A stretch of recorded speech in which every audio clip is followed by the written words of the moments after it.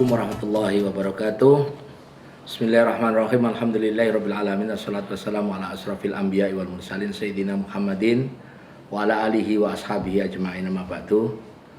Para pemirsa Jumroh TV yang dirahmati Allah, alhamdulillah kita bisa ketemu lagi dalam sesi kajian dalam masa pandemi corona. Hari ini kita akan membahas mengenai satu malam yang istimewa dalam bulan Ramadan, yaitu Lailatul Qadar atau malam Qadar atau malam kemuliaan. Di dalam sesi ini saya akan menyampaikan beberapa hal yang penting, termasuk asbabun nuzul surat Al-Qadar, kemudian tanda-tanda yang mengiringi turunnya Lailatul Qadar. Dengan harapan mudah-mudahan kita di 10 hari terakhir menjelang berakhirnya bulan Ramadan ini, kita bisa memanfaatkan sebaik-baiknya malam-malam di bulan Ramadan di rumah bersama keluarga untuk meraih keridhaan Allah, juga untuk bisa mendapatkan Lailatul Qadar, suatu malam kemuliaan, dan mudah-mudahan menjadi ibadah yang sangat istimewa bagi kita dan menjadi manfaat baik di dunia, lebih-lebih nanti di akhirat. Amin ya rabbal alamin. Pada bagian yang pertama ini saya akan menyampaikan bahwa surat Al-Qadar itu adalah yang di dalam Al-Quran disebut Bismillahirrahmanirrahim, inna anzalnahu fi lailatul qadar wa ma adraka ma lailatul qadar lailatul qadri khairum min alfi syahr tanazzalul malaikatu waruhu fiha biidzni rabbihim min kulli amr salamun hiya hatta matla'il fajar. Surat Al-Qadar ini termasuk kelompok surat Makkiyah, maknanya surat ini turun di Mekah. Ulama tafsir sebutlah Imam Jalaluddin Asyuyuti ketika menafsirkan kata anzalnahu adalah dimaknai bahwa Al-Quran dalam jumlah wahidah, dalam keseluruhan ayat-ayatnya itu turun dari Lauhul Mahfud ke langit dunia yang disebut dengan Baitul Izzah. Dan ini maknanya bahwa Lailatul Qadar itu ditandai dengan peristiwa yang sangat luar biasa waktu itu, yaitu turunnya Al-Quran ke langit dunia, yang kemudian terus secara berangsur-angsur selama 23 tahun turun kepada baginda Nabi Muhammad SAW.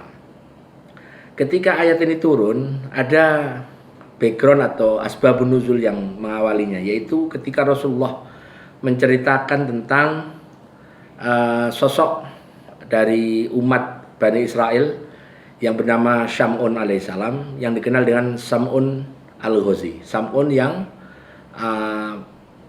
tukang perang atau Sam'un yang pejuang.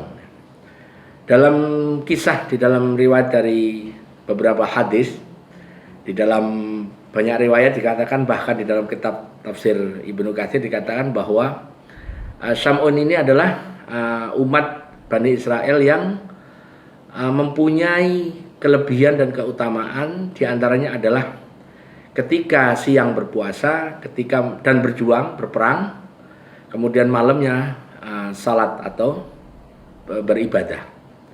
Dan itu dilakukan oleh Sam'un selama 1000 bulan. Artinya kalau 1000 bulan maknanya 83 tahun 4 bulan.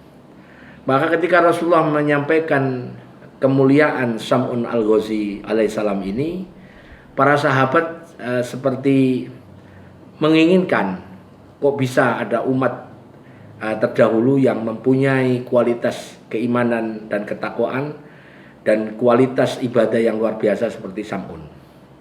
Maka para sahabat seperti meminta kepada Rasulullah, bagaimana kami semua bisa mengikuti atau meniru Sam'un al-Ghazi.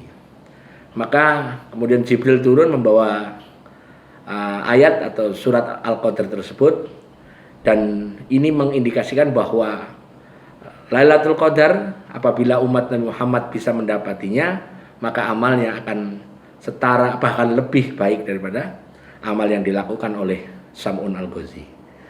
Nah, ketika kita berbicara tentang kemuliaan malam Qadar atau Lailatul Qadar, maka sesungguhnya kita seperti diminta oleh Allah, diiming-imingi oleh Allah tentang kemuliaan dan kebaikan daripada Lailatul Qadar.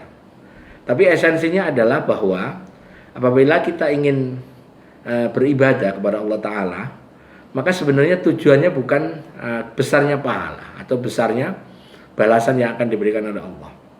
Tapi yang paling tinggi adalah kita ingin mendapatkan keridhaan Allah. Tetapi di dalam teks-teks kitab, baik itu dalam kitab hadis maupun kitab tafsir, selalu disampaikan bahwa seorang umat Nabi Muhammad SAW, kita semua boleh menjadikan reward atau pahala sebagai semacam pemicu untuk kita melakukan suatu ibadah, dan mudah-mudahan kita menjadi lebih bersemangat dalam beribadah itu. Tapi jangan dilupakan bahwa itu hanya semacam perangsang untuk kita melakukan ibadah. Tujuan pokoknya tetap yaitu ridha Allah.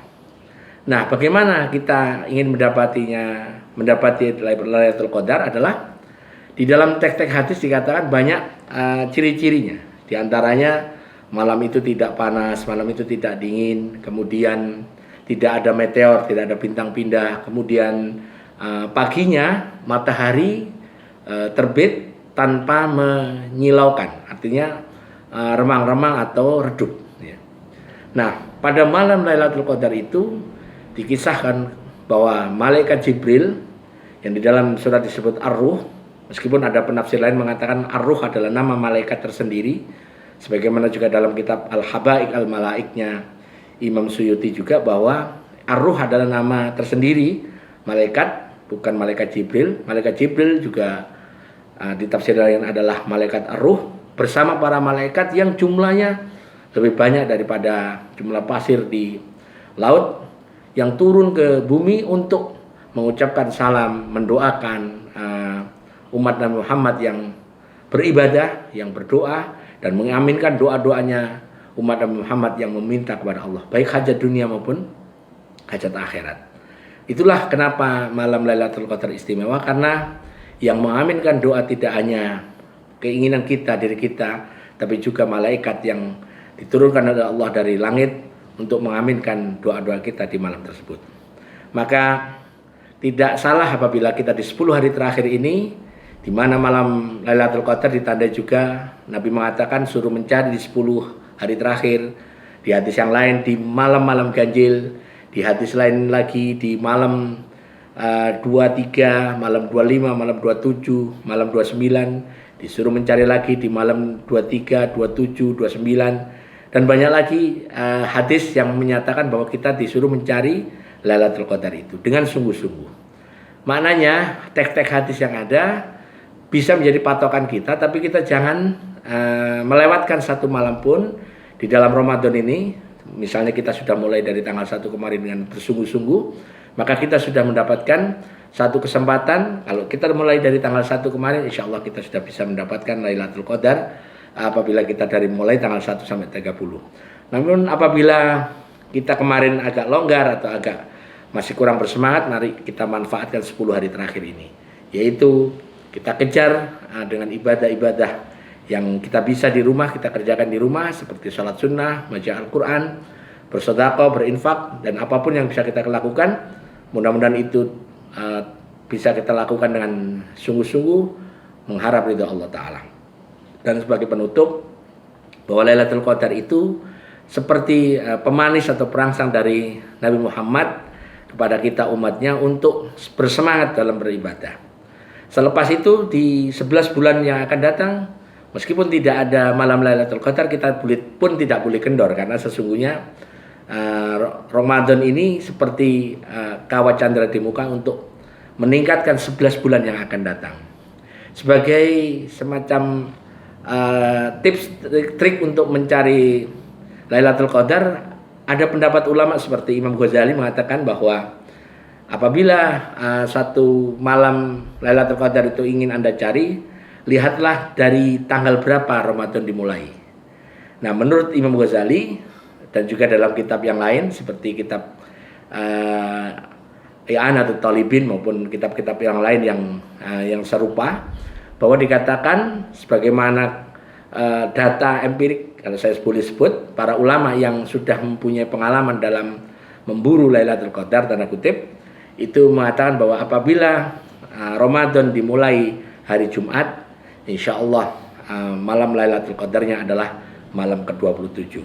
Namun kita jangan terpaku di malam ke-27, tetap kita menggunakan seluruh hadis yang ada, kita cari di 10 hari terakhir, yang ganjilnya maupun yang genapnya, hingga kita nanti selesai di tanggal 30 Ramadan. Mudah-mudahan kita bisa mendapatinya, dan insya Allah menjadi amal yang diridhoi oleh Allah Ta'ala.